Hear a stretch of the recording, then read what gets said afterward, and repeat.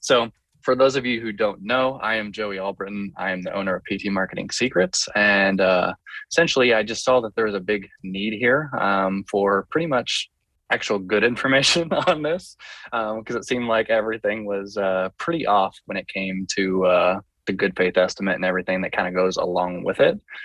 So of course, talking with everybody, talking with Tony all the time and everything like that, Nancy's name always comes up with literally anything compliance. So first, if you want to kind of give us a quick intro, Nancy, so that way we can have a good idea of kind of your background and really why we should listen to you over someone who doesn't necessarily know what they're talking about. All right. Well, nice to meet you, Joey. And of course, I know Tony for quite some time now, and he's from Ohio. My husband's from Ohio, so we always like people from Ohio in our house. So I'm Nancy Beckley, and the first time that I did a compliance, and I always mix up with my bio was when I'm moving along here. The first time I did something in compliance was 1998, and that was following the Balanced Budget Act of 1997 that crushed therapy, crushed everything in therapy. And then the next year, CMS came out and the OIG came out with a mandatory compliance, well, sort of voluntary mandatory compliance plans as part of that act. And the OIG put out a voluntary compliance guide for hospitals. And that's the first one they put out. And I gathered up Becky Roberts, who was a PT with NovaCare. She was their chief compliance officer, and two attorneys from Washington, D.C. that work with the American Rehab. In fact, Stuart Kurlander used to be with APTA. We put on a day-long seminar in person and started talking about compliance. So I've been in the game since 1998 with formal presentations. And my background's as a recreational therapist, always working in physical therapy departments, always running physical therapy departments, so that I like to give people that kind of perspective. So, and it's something that I think really gave me a good background. I came into inpatient rehab when it was the heydays of wheelchair sports. So I was very, very involved in wheelchair sports and a lot of those different, and talk about risk activities. Those are high risk activities. And, those days are long gone, but I left formally hospital work after 25 years in Florida. I was there for 25 years in the Brandon area. And I started consulting, and that was when everybody was concerned about managed care and capitation. So I stepped out of the hospital as the former head of the managed care and business development department of Florida's largest public hospital, and started doing that. And that's how I know so much about contracting and capitated payments going back way back then. Then the Balanced Budget Act hit and everybody's life changed. We had to go into compliance, and I've never looked back. One kind of neat thing, Tony, you talk about a seat at the table the other day. My very first presentation, invited presentation with APTA private practice section meeting, I was asked to do this topic, how to survive a Medicare audit. Because by then I'd had experience with some of the MACs with people flunking audits. So that was 20 years ago. And they invited me back the next year and said, would you please repeat the presentation twice? It was so popular the year before. And so that's kind of how it all started. And all of my stuff about audits is, having a seat at the table, working in some high stakes stuff, stuff that's worth over $1 million. And that's where you really get a true understanding of defensing something out of documentation that's questionable. So, and a lot of documentation back then was questionable because it was handwritten. Now a lot of documentation becomes questionable because it is in an EMR. And so it's hard to tell a story in an EMR, right, Tony? If the EMR has templates, it's very hard to come up with a story that's specific to that patient. So I'm in regulatory compliance. So the rules, you're smattering of the rules anywhere. So when the No Surprises Act came out this summer, a couple compliance folks and myself dug in and we said, there's nothing in here for therapy. It was part 1 of the rule. It was balanced billing. Then in October, like October 1st, part 2 came out, and there was that little section in part 2 that we're going to talk about tonight. There's 2 different CFR references there that basically said, hey, the definition of a provider is somebody that's licensed in their state. And so they gave multiple examples. APTA had the opinion, put out a practice advisory on December 20th. and basically said, we believe that physical therapists in private practice, in fact, any outpatient setting, is subject to this particular rule. And the advisory just went over the rule. So a few compliance consultants, including our pal Rick Gowenda, who, those of us that were around before Christmas really dug into it at that time. There were 5 of us, and I want to give them credit. There was Helene Farron, Robbie Leonard, and Rick Gowenda, and Laura Riddell. And Mary DeLong. So we really stuck our nose into it and really got pretty deep in pulling this apart and compiled some questions and whatnot. Now, I'm not a PT, so I'm not on the private practice section payer policy committee, but there's a task force, and Laura, who's not a PT, also a compliance officer, we served as advisors to the task force that is working with the private practice section. So there's a lot of underground important work going on that's just not out there. There's people that are really pulling all of this information together. And I probably know more about this particular section that I even really want to know. So that's why we're here today. There was a lot of misinformation at the beginning. I saw information regarding, this is about air ambulance services. Well, they mention air ambulance services way too many times. I tell people just black that out. If you print a copy, black that out so you don't have to read it. It gets distracting. They forgot it in the first part, so they put it in the second part to make sure nobody would miss it. So that's all you see. And we all know about getting, Tony, you might have taken one of your kids to the emergency room or an ambulatory care center because they're in sports and something happens. And it turns out that the doctor on duty or the guy that's reading, the radiology films or the lab is not a participating provider on your network. So you get a surprise bill. And that's really kind of what this is all about at those types of facilities where you go to an in-network facility, you have the in-network insurance for that facility, but one of the providers in the loop at that facility has not participating in that particular health plan. It's particularly incessant with anesthesiologists, radiologists, and pathologists. Those are sort of the guilty parties at the trauma centers, the emergency rooms, and whatnot. So Congress wanted to do something about it, as well as other people. And I want to just start out by saying, I'm going to take a little picture. We're going to go big, and then we're going to come back to the nitty gritty details. So, and I took a few notes here, so I don't have to. When I did this one other time, Rick was in the audience, and Rick had to remind me what the numbers are. Rick's a numbers guy. I always forget the numbers. I have to have a cue card to tell me the numbers. So we're looking at 149.610 and 620. Those are the regulations that speak to the No Surprises Act, the requirements for a good faith estimate, and the requirements for a patient resolution process. So that's really what we're going to talk about tonight. Are we as outpatient physical therapy folks, outpatient occupational therapy, outpatient speech language pathology, are we required to provide a good faith estimate? I'm cheating and telling you, yes, you are. There's some circumstances in which you won't. So the rule is really not that terribly long. I printed it out in line form, like you can do where the lines are numbered, and it's only a couple hundred lines. So anybody could probably pull it out and read it. The challenge is knowing what you're reading and referencing it back and forth. And that's, what we've continued to be doing. In fact, Rick sent me a text yesterday and said, what did we decide about this thing? He's down at the combined section meeting. And I said, remember, we decided that. He goes, oh yeah, that's right, I forgot. So, there's a lot of regulations to take and look at. So let's kind of step back. This legislation has a big picture. CMS has a teeny part. It's like HIPAA. HIPAA is not about Medicare. HIPAA is a law all about itself, the Health Insurance Portability and Accountability Act. It has nothing to do with Medicare.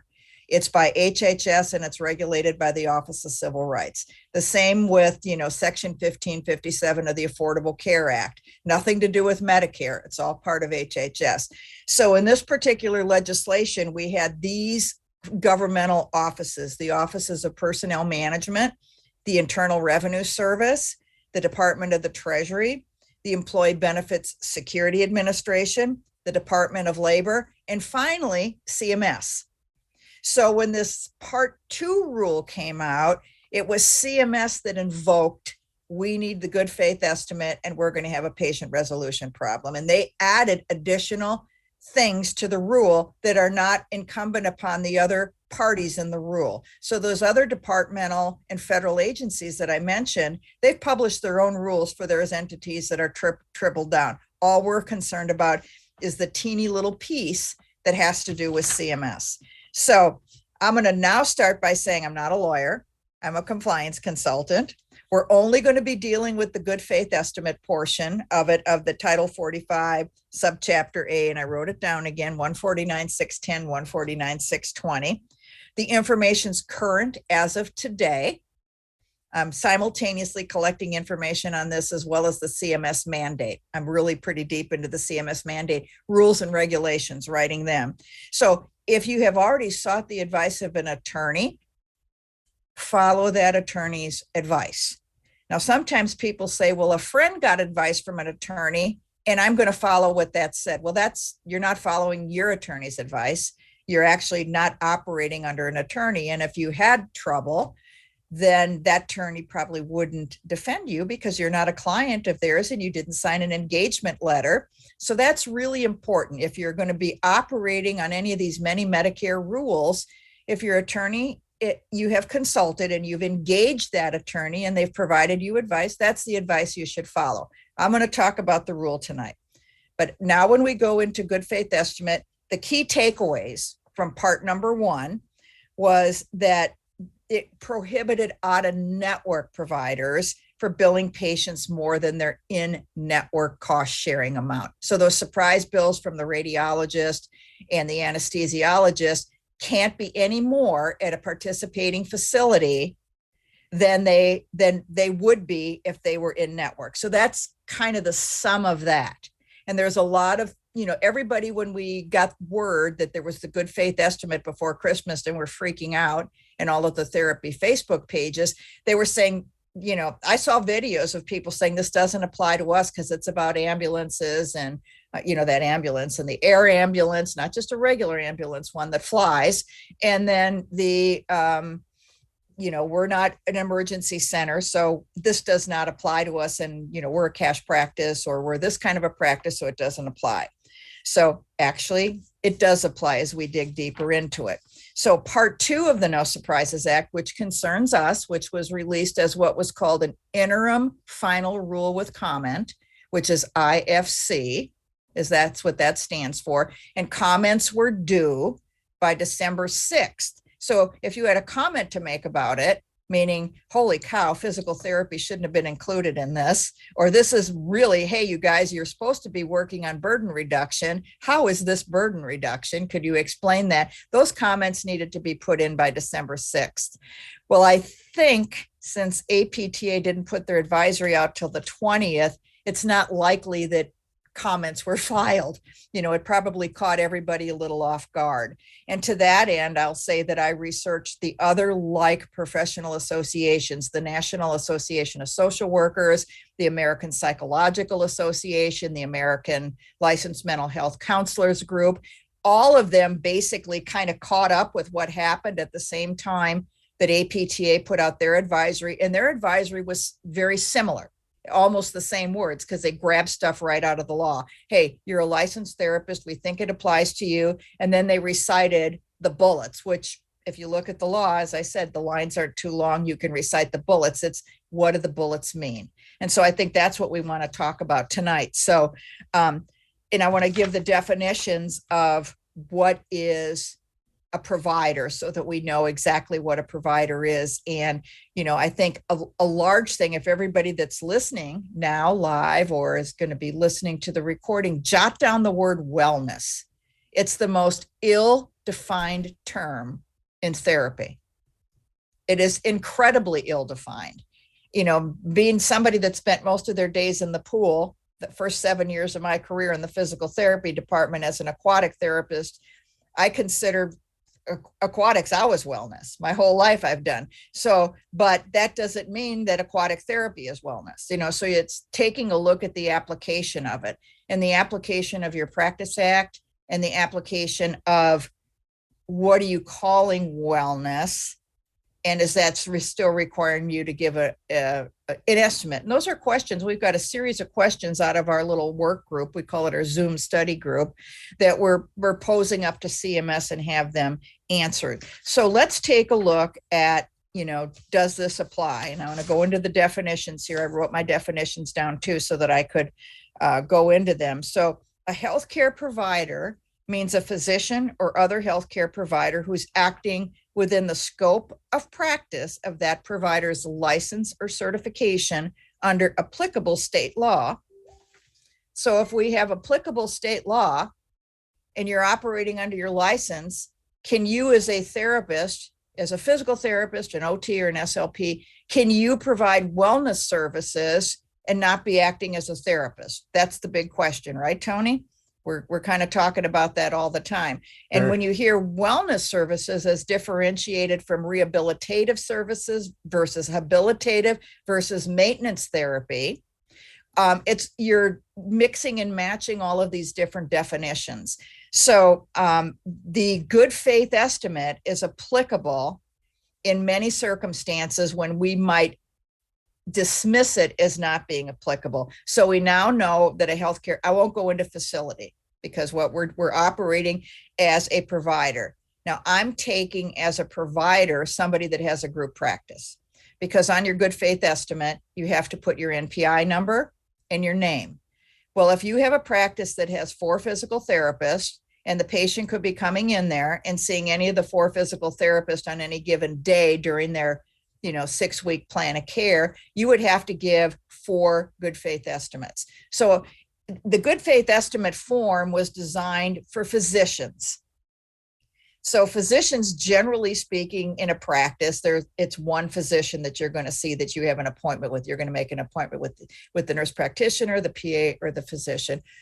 So I believe, and this hasn't been formally answered or addressed, but I believe you would put your group practice down and then define what is that you're going to do for your good faith estimate. And if you take a look at, Joey, I think you put a link out there to go to my website and take a look at, I've got a form. I can show the form if I know how to, can I do that? Show a form?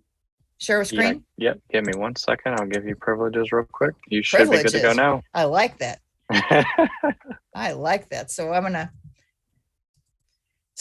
this is a template that I created, and we can come back to it a little bit later. I'll stop sharing the screen in a second, but the CMS template is very old school. It looks like somebody got out with their rulers and drew it, and it's very cumbersome. It's very much low tech, especially at a time when we're asking everybody to be high tech and accountable with their EMR program. So this is, and I'll go down and show you where you have to line out what you're going to do.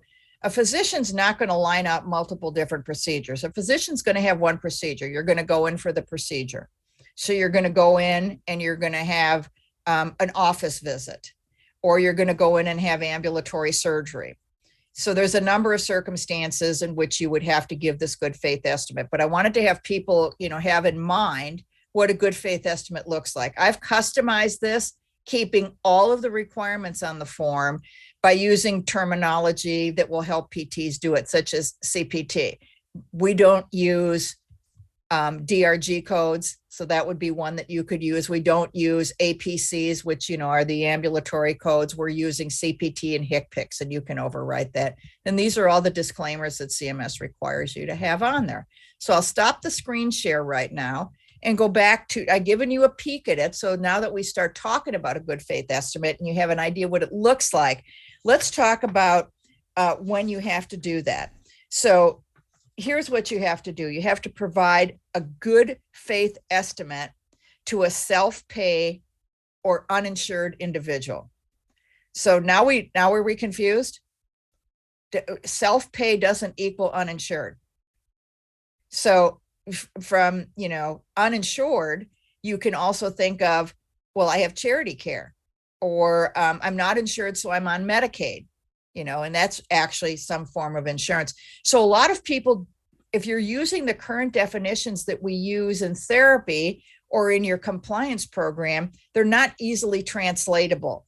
So they had this insured parenthetical self-pay kind of lumped into one thing.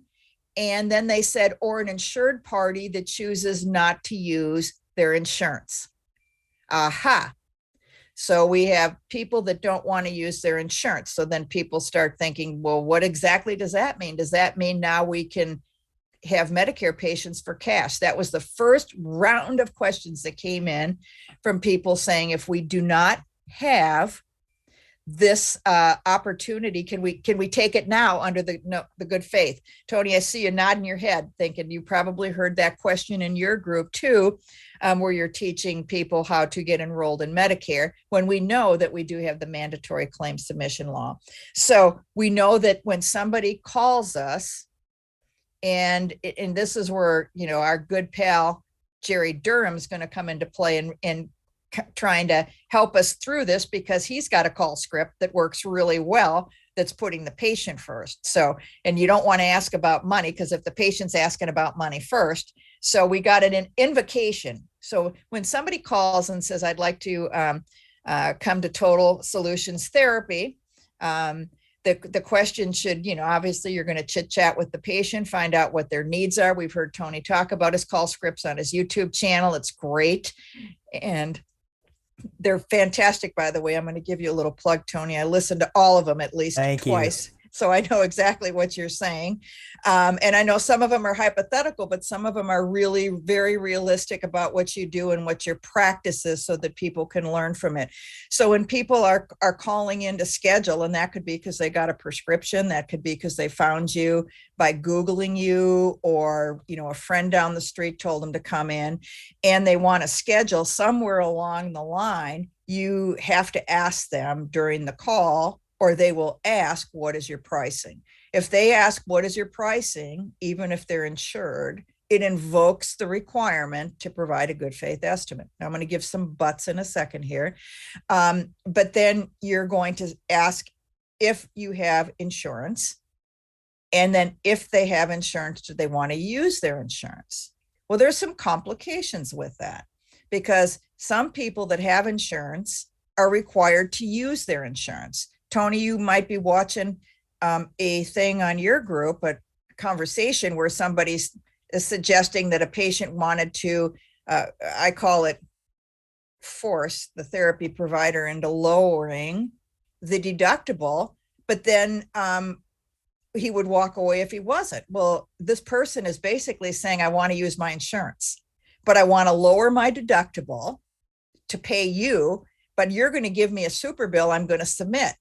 Well, that's the purpose. Then they really want to use their insurance. They need a super bill, but they're sort of asking a provider to do a little hanky panky and potentially make some money. Not, and we've heard stuff like that. If you run a practice, you've heard people say that. I'd like to. Can I ask you a quick question? Yeah, just for go right ahead, clarification Tony. for anyone. Yeah. You already mentioned, which obviously Medicare, there's the federal law that requires mandatory claim submission.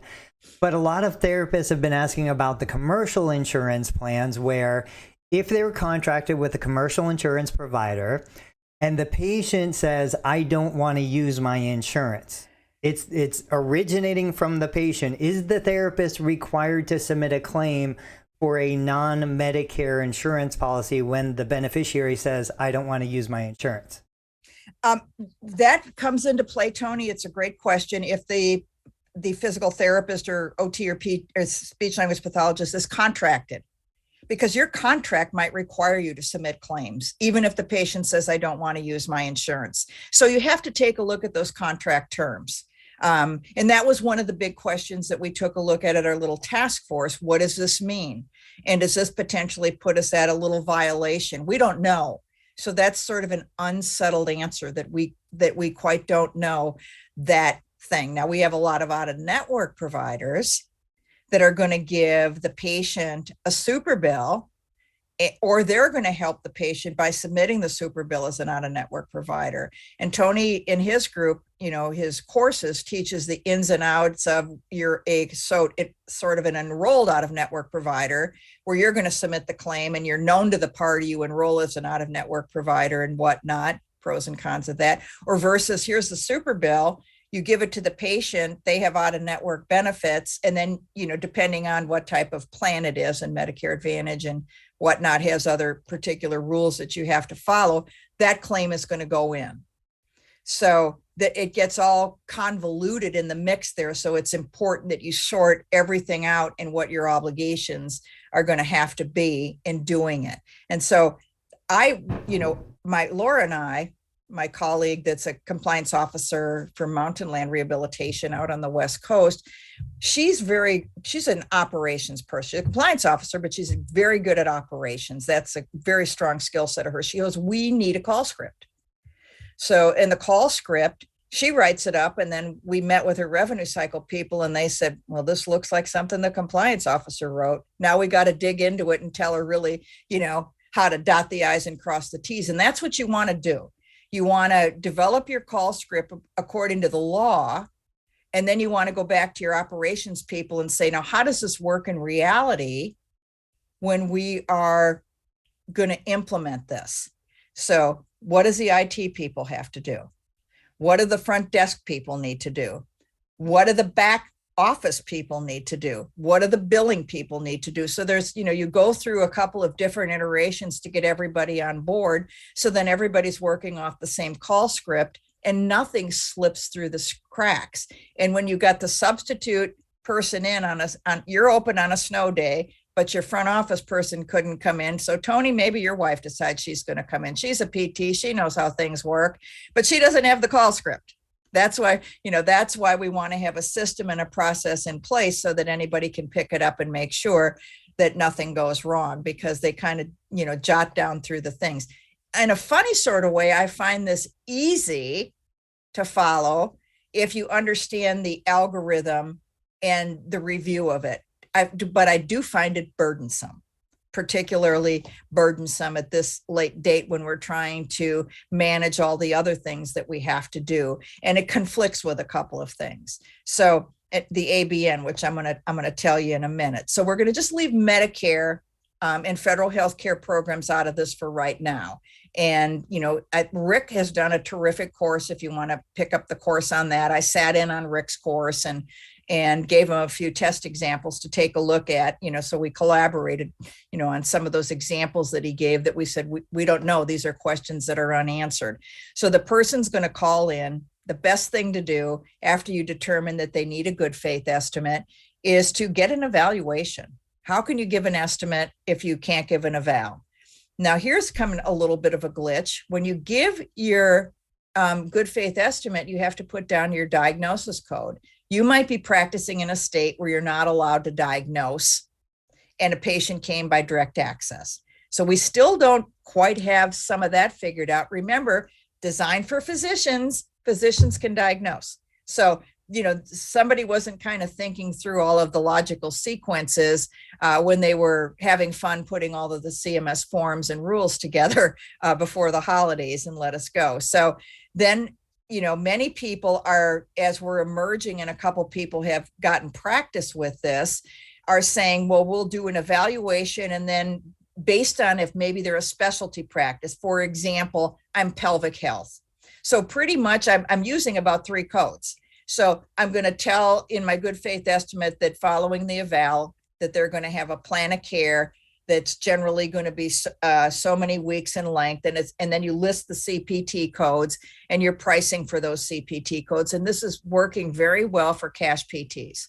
In pelvic health, the only confusion, of course, is kind of going through the algorithm to determine the complexities of people in out of network.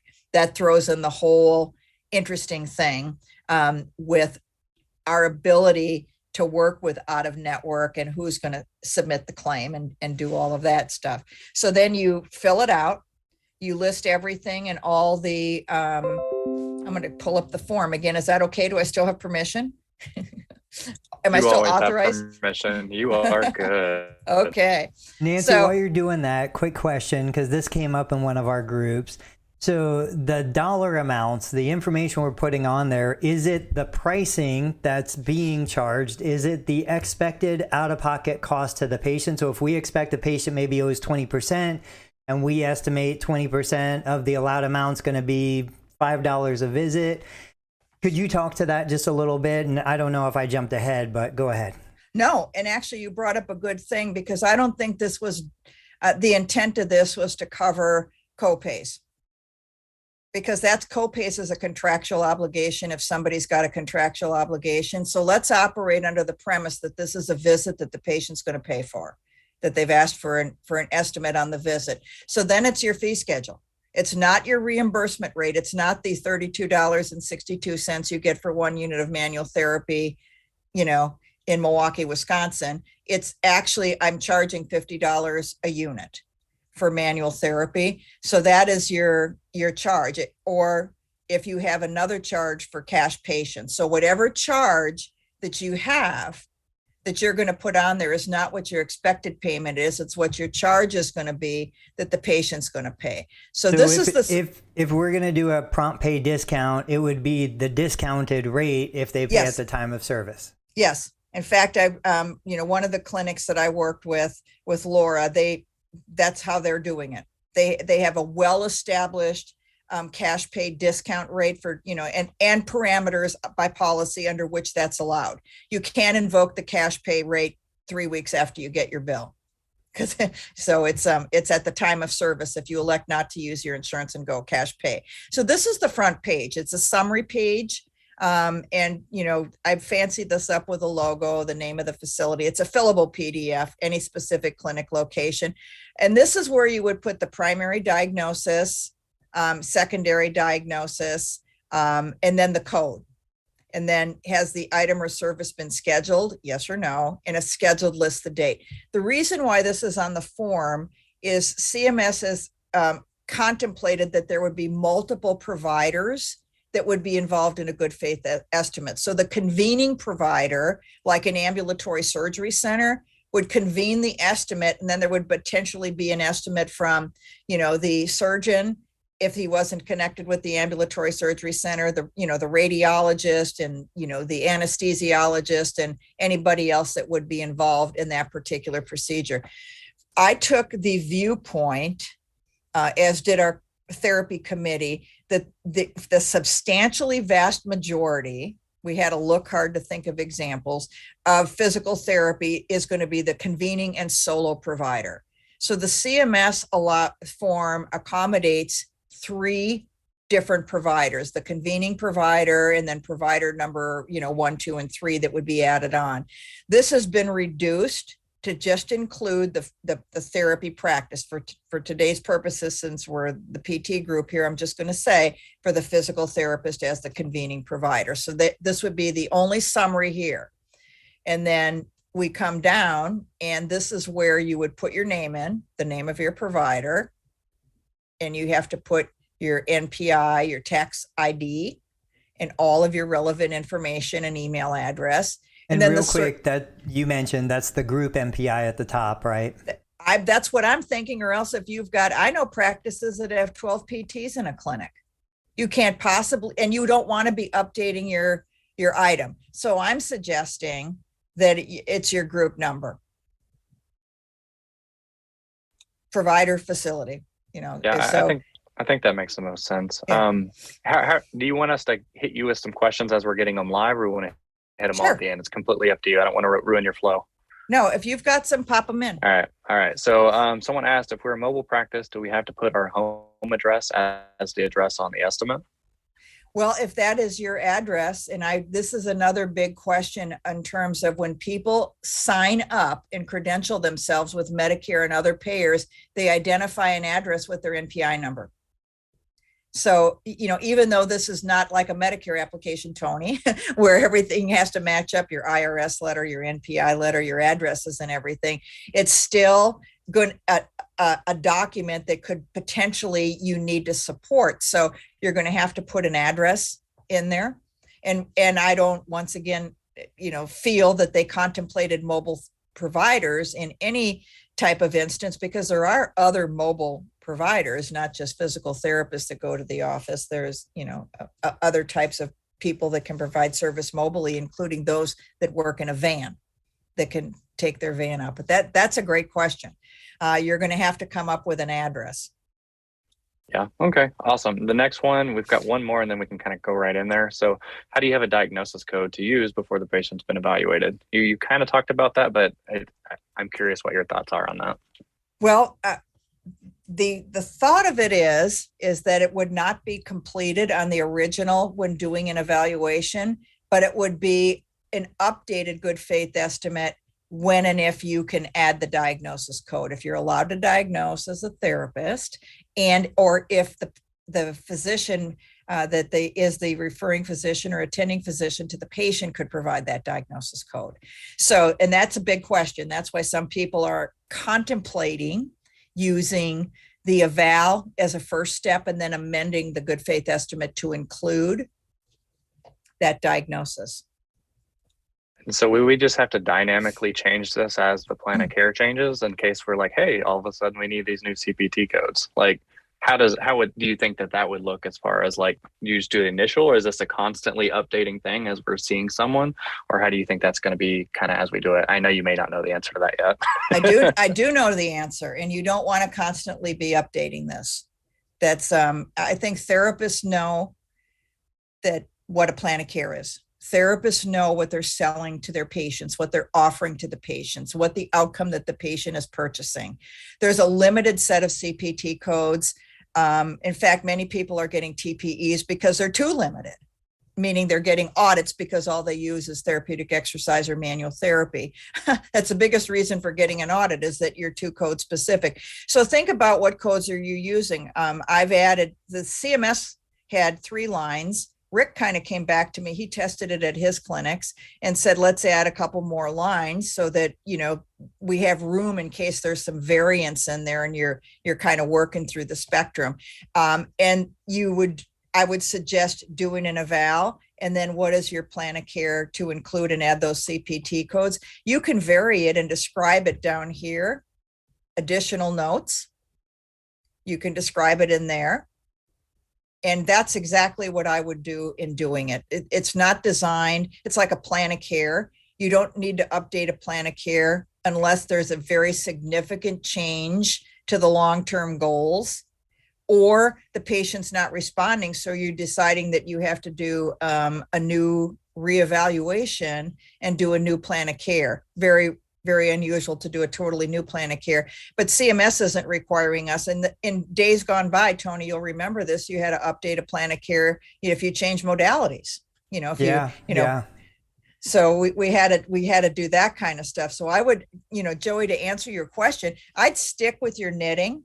We know what we're doing. We know what an episode of care is. We generally know our treatment protocol. We know the ebb and flow of the patients that come in with pre-existing conditions that need the longer or more. And we know people that come in, think of the examples that were abounding when the CPT codes changed, the new eval codes.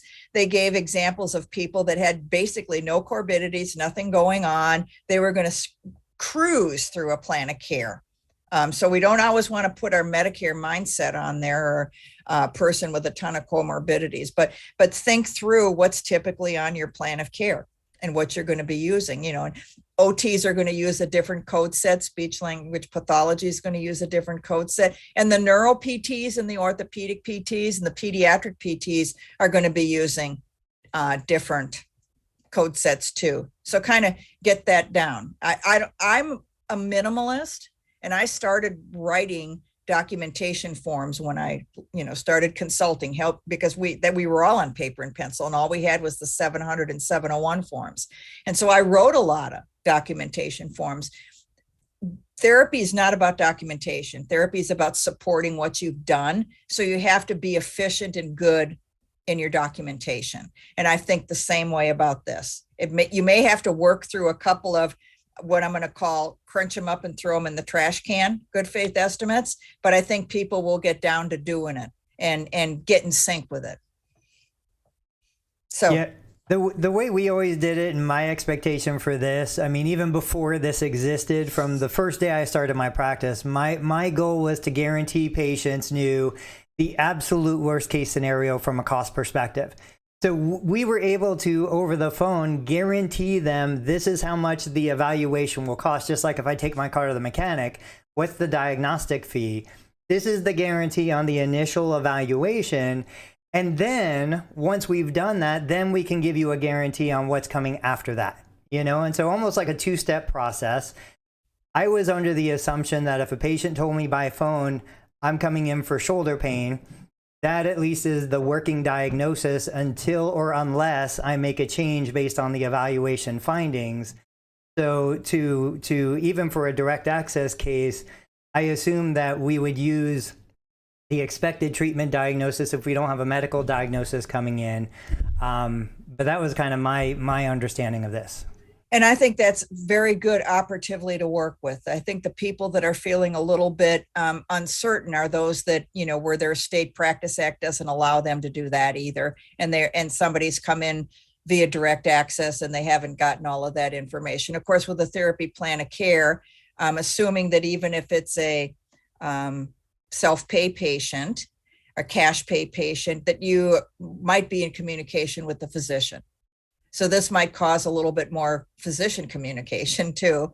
And especially if somebody intends to, use this stuff eventually with a super bill, because what can happen is somebody can come in and request a good faith estimate and you go on your merry way doing this. But what if they come in and say, I'm going to use my insurance?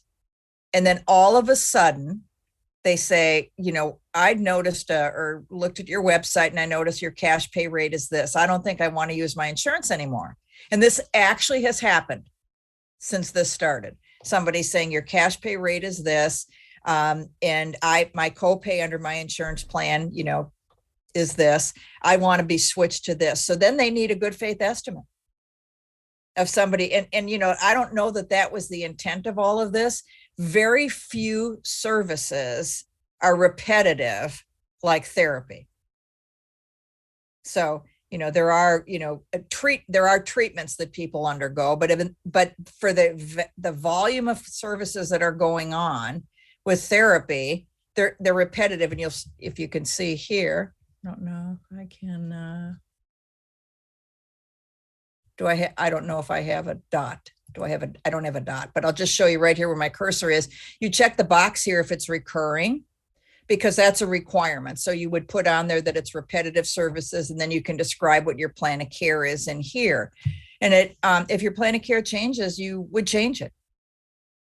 I think we've got a lot of working through to do on this, and, provide feedback to our group of people that are kind of taking a deeper interest in this and kind of, asking, up the chain of command with APTA to ask these questions to CMS, because this is an incredible amount of burden with some clarity that's lacking in terms of how we would do this in the type of practice that outpatient therapy is. Repetitive services over a longer period of time that's defined in a plan of care.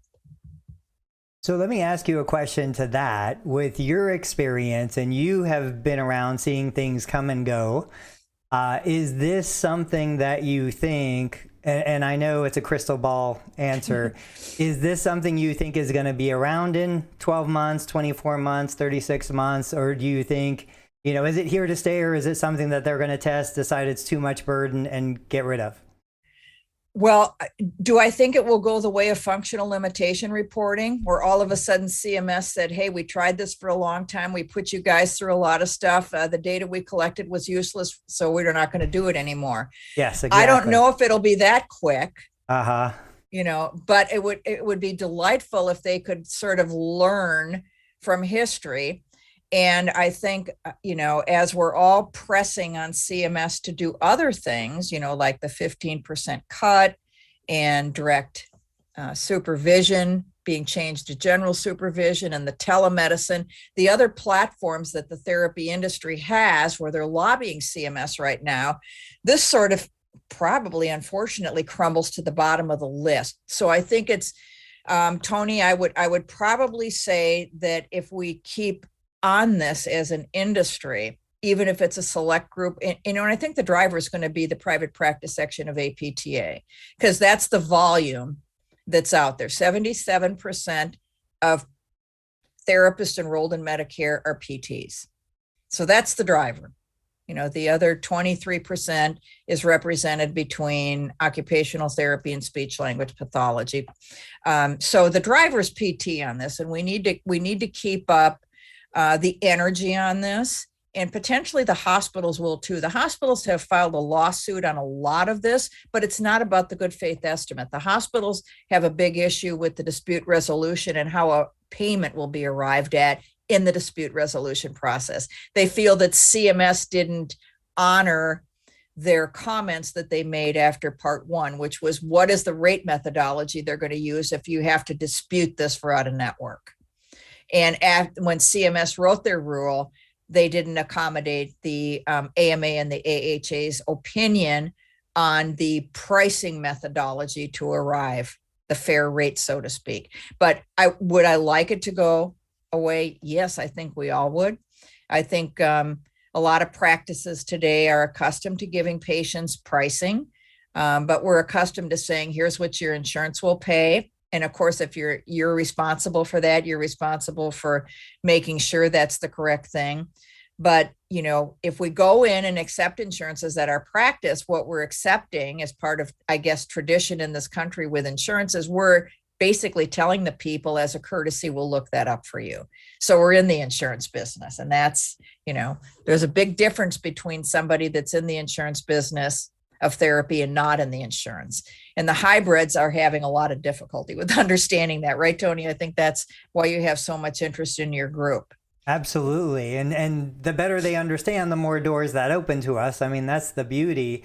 Let me ask you, because I've got people in my ear asking, so, and maybe you're going to hit this on a summary, but we're discussing this right now from a cash-based perspective, self-pay situation. But just to clarify, so if the person is a Medicare Part B beneficiary, they're going to be coming in, they're going to be using their insurance. Is this something that we're issuing to every single patient across the board, or is there any way for us to determine who gets a good faith estimate and who doesn't? Well, in general, there is an anticipation that the good faith estimate is not applicable to Medicare, Medicaid, and TRICARE. Okay. That's stated right in the rule. And I encourage everybody to review the rule. As I said, it's very short. Take a good look at it and to at least say, okay, I've looked through it. I maybe don't understand 100% of the stuff because it's Code of Federal Regulation language, but it's good to kind of hit on the highlights on it. But so you put out those Medicare, the Medicaid, and the TRICARE enrollees and beneficiaries. But now we bring up a good thing. What does Medicare not pay for? What do you think is the top thing that Medicare doesn't pay for? You all know what it is. Dry needling. I don't know. No, dry needling. Okay.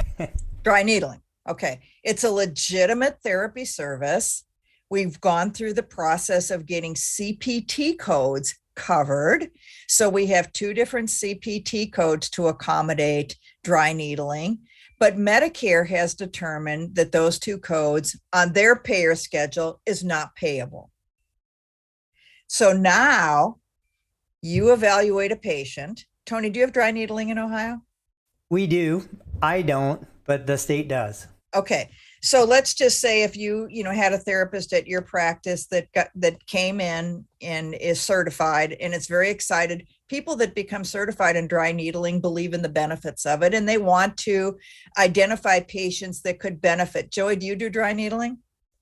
I do not. I'm actually not a practicing PT, graduated, but not practicing. So okay.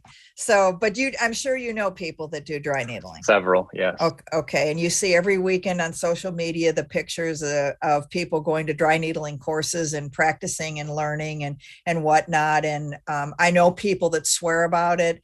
That it's how terrific it is. I know people that heard from their neighbor that they got dry needling for their knee or whatever, and they need to go to PT. They call a PT and say, do you have dry needling here?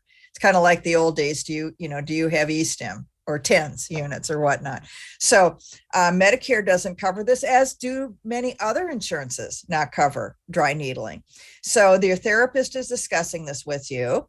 And it says that it would be beneficial for you. Based on my experience, it works very well for this problem that you have. Would you like to try it? And so the patient says, yes, how much does it cost? Because you're going to say your insurance doesn't cover it. So now in this case, the insurance is Medicare. So you have to do two things. You have to issue an ABN, and that's a mandatory ABN. New clarification from CMS on that just in the last week. And you have to issue a good faith estimate because the patient asked, how much does it cost? Now, is it written anywhere in the rule when it excludes Medicare? No, it's not written anywhere in the rule. But why can't you just get by with an ABN? Well, an ABN doesn't have all of the elements that are required on a good faith estimate. So that, Tony, is a really good problem-solving thing for CMS to say, maybe we need to work on the ABN, or maybe we need to say, that the good faith estimate can serve as an ABN if you check a box. This is also serves as an ABN. So, and most people template an ABN.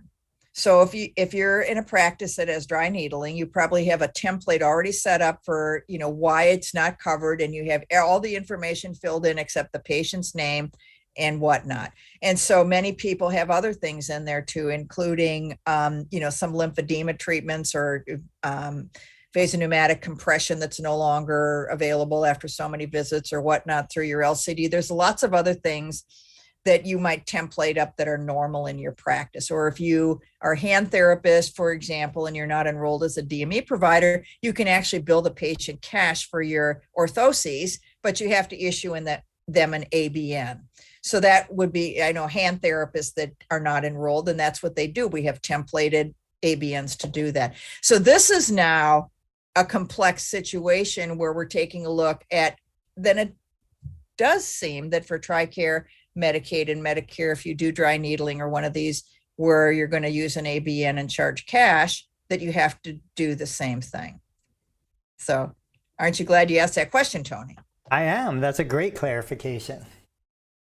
So, and just, I want to I don't know how much patience people have to listen. I like chatting with people, but I want to just say to folks, take a peek at the law, understand that it's a requirement, and acknowledge that it's burdensome, but kind of find the most efficient way to do it in your practice by having a process and having a script, and accommodate it into those processes that you already have in your practice.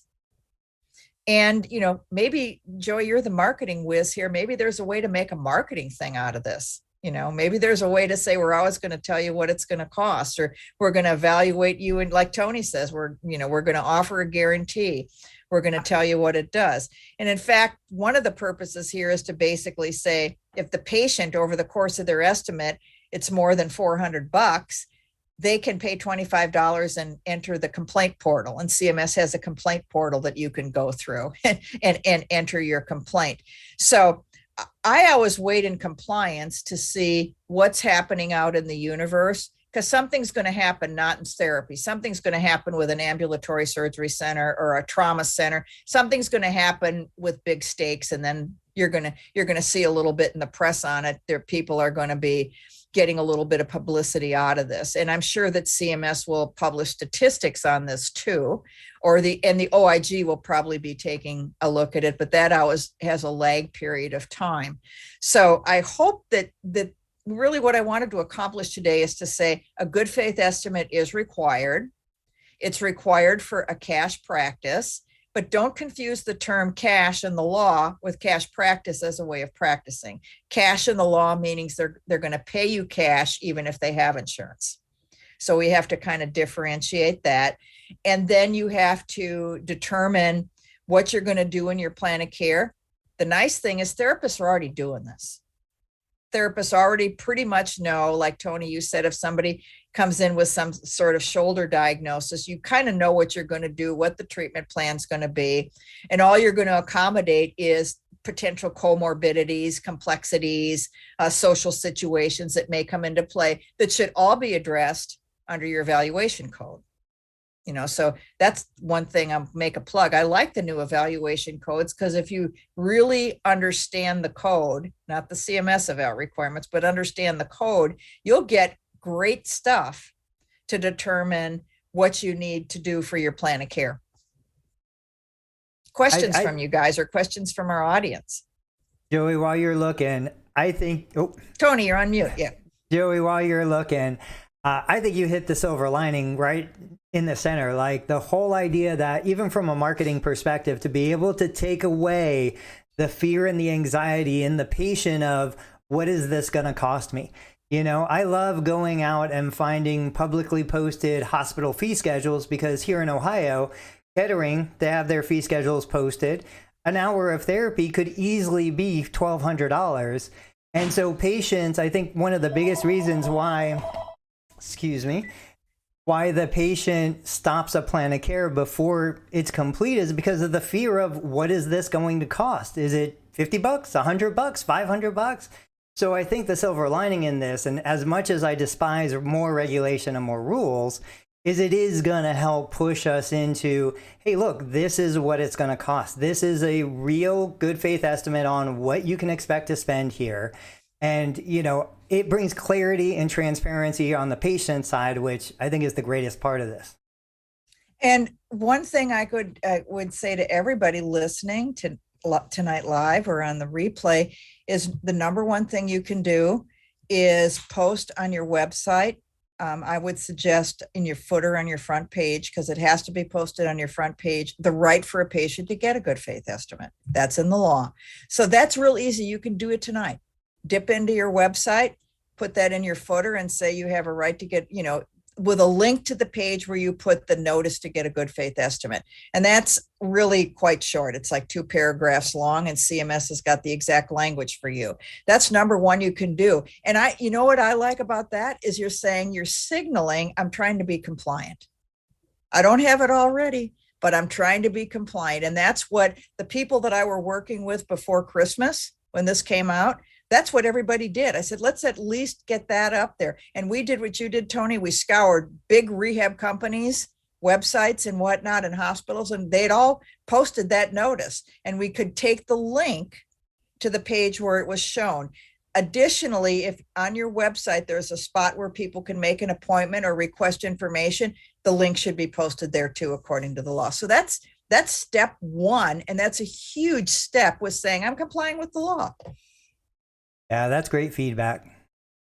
Yeah, no, I think that's really good. I think it's gonna be interesting because it's gonna be a very, very much a balancing act. Because really, as a salesperson, as much as maybe someone doesn't want to be a salesperson, like we want to essentially establish value before we start talking about price. So there's going to be this balance of really being able to essentially be compliant while essentially getting there before we kind of get to that point. So I know Jerry Durham's stuff is amazing at kind of getting to this type of stuff. We talk about this all the time in our program and everything. And so I think most people will naturally go into it already. But I think it is going to be something where it's always going to be kind of looming in the back of someone's head. Like, should I already be hitting this good faith estimate? Should I already be doing this? Am I actually breaking compliance laws and stuff like that? So it's going to be something that we're all going to learn as we go more and more and more on all this. So I think this has been super helpful. And we're going to wait for you and Jerry to tell us where it fits in the script. There's nothing in the law that says that you have to blurt it out. Or if a patient asks for a thing and you're trying to rework them around from a marketing perspective, what do you want out of therapy? Why are you calling today? What do you hope to accomplish? That we'll hear from you. Where do we work this into the script? At some point, somewhere along the line, when you've got the patient coming into your clinic or signed up for their appointment, get them to arrive, so to speak, they're going to know what the pricing is, right? I mean, somewhere you have to tell them, and that's where the good faith estimate comes in. So I think there's great work for you guys that are in marketing to let us know how we best work that into the script so that people aren't so flubbed up about, the good faith estimate that they say, we have to give you a good faith estimate. Stop. So. Let me ask you this, because this was another conversation that came up. I love giving my patients choice. And so within our normal conversations for 21 years in practice, it's always been, we have a couple options. We can do this, and still to this day, I say, look, this is a condition you could probably manage on your own. If you don't have the time or the resources to come into therapy, let's get you everything you need today during the initial evaluation so that you can spend the next 3 weeks doing the home exercise program on your own. This is the cost of today. Or if you want to come in for the next 6 sessions, we'll take you through a guided program, and this would be the plan of care for that and the associated cost. Or we can do, the deluxe premium platinum package. Where once again, you mentioned kind of pre-scripting some of this. I totally can see having, if it's a referral for a post-op total knee replacement, I can see having 3 options that are available for most individuals. Doesn't mean every individual. There's going to be the unicorn that comes in who just doesn't need therapy after a knee replacement. And then there's going to be the more highly complex who needs extensive therapy longer than would be expected. But I think the distribution under the center of the bell curve could probably be already templated out, already populated with almost everything that we need. So it really does become, you change a couple boxes and we're ready to print and have this for the patient. I just think it's such a good thing for the patient to know exactly what's ahead of them. And I think it would imply, Jerry's all about completed plans of care, establishing expectations, making sure the patient is on board and has buy-in with what we're doing. There's no better way than to actually sit down and go through some of this as a way to dispel some of the fear and anxiety. So I just wanted to put that in there. And I'm going to encourage everybody that the next time you go to a physician's appointment, ask for a good faith estimate for something. I'm on Medicare. So it's not something that I'm asking for unless something that's not covered by Medicare, but just to do it, just to get the experience. And remember that the therapy EMRs were not under the American Reinvestment and Recovery Act money that was splashed out to physician EMRs and hospital EMRs who have portals. And my guess is some of this stuff, Tony, you can sniff around with some of your physicians that you work with and ask, is this in your portal? Is this in the portal for Epic or the other, hospital, the mainframe hospital systems that they're using for the good faith estimate? Or how is it being delved out there?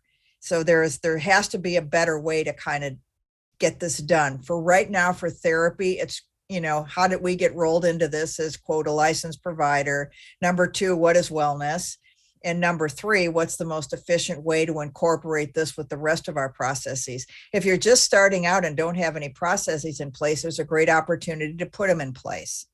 If you're already halfway there, but really don't have many processes, that's, I think, the people that are going to bump into trouble. The people that I've worked with that have helped with this stuff, through the little committee group, they have processes in place that they just worked on. Where does this fit in the process? How do we put this in and make it the least burdensome? And I think the spin needs to come from the marketing people on why this is good for patients, as long as we have to do it, until it goes the way of functional limitation reporting. I hope nobody from CMS is on this call. No, that's actually a screener in our group. Are you from CMS? And we kick them out. No, I'm just.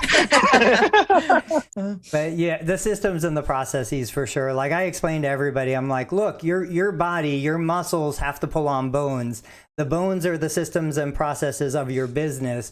No matter how good of a clinician you are, if you don't have systems and processes, procedures to move the business forward, you don't have bones for the muscles to pull on, you're going to go nowhere. You're going to be 20 years down the road doing the same thing for the same amount of money and just not making any progress.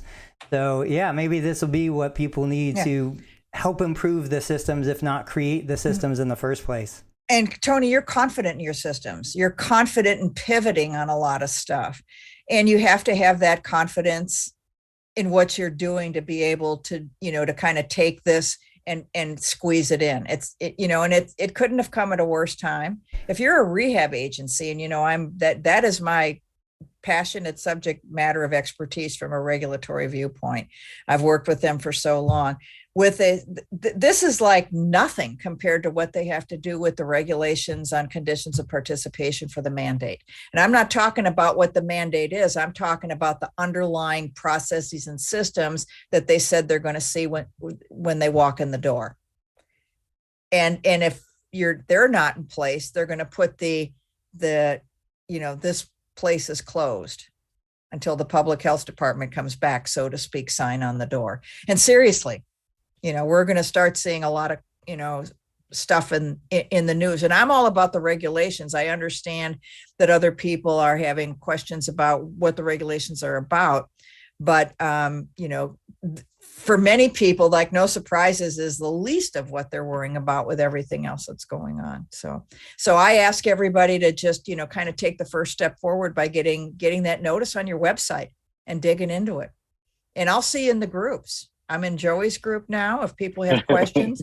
Tracy Scher is a longtime Florida friend of mine and have a great relationship with her and Tony. So I'll share what information I can. I'm retired, so I'm playing around. Well, that's the funniest part. You realize, everybody watching, you realize that this is Nancy as a retiree. This is Nancy as a full-time worker in this world.